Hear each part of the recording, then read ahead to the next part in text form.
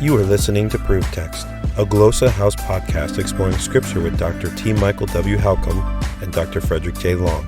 Welcome and enjoy. Hello and welcome to Proof Text. I'm Michael Halcomb, and in this episode, I want to share with you three things that I'm thinking about. The first thing that I'm thinking about is church violence, or we could frame it another way and say church safety.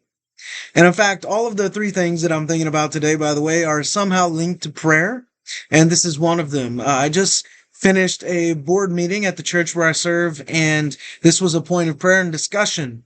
In light of some of the recent violent acts and shootings taking place, especially the one in Nashville, Tennessee, where the transgender identifying shooter went in to shoot a pastor, but couldn't find the pastor, and so shot up kids and staff members.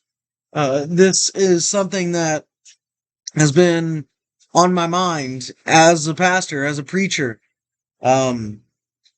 So our leadership today talked about the fact that we need to be praying about how we are going to think about and handle and plan for potential acts of violence within our setting.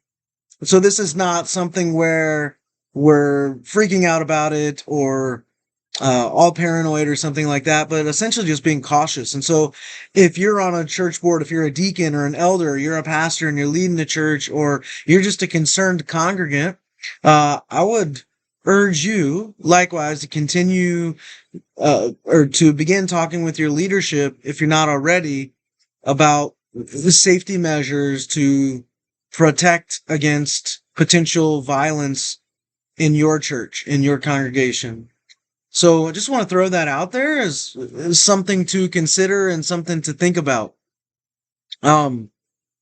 The other thing that I want to share with you is this phrase, Kyrie Eleison. It's from the scriptures, and it's the Greek phrase for Lord have mercy.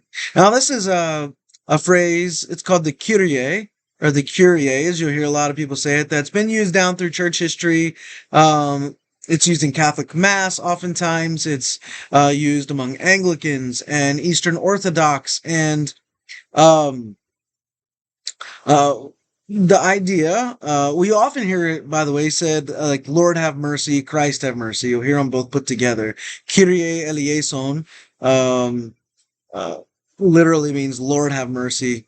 And so you hear Lord have mercy, Christ have mercy put together a lot of times. And so it'll be said as a prayer. And one practice that I've been doing for years now, for example, whenever I hear an ambulance or cop sirens, or whenever I see an ambulance or a fire truck, I'll just say a really short, simple prayer every time. Lord have mercy, Christ have mercy. So I say the Kyrie all the time. If I pass by a homeless person, I'll often, if I can only stop and pray at that time, or I'll say something like the Kyrie, Lord have mercy, Christ have mercy. If I see a car wreck and I have no ability to help, I'll say that as I'm passing, Lord have mercy, Christ have mercy. And so, I just want to put that on your radar and invite you to begin thinking about using that as well. The third thing that I'm thinking about is also, of course, related to prayer, as I said. And I've started doing this thing also in the last few years where I sort of place prayer pins, not physically, of course, but just mentally on specific places, locations. So, for example, there's a hospital locally that I drive by 6, 7, sometimes 8 times a day.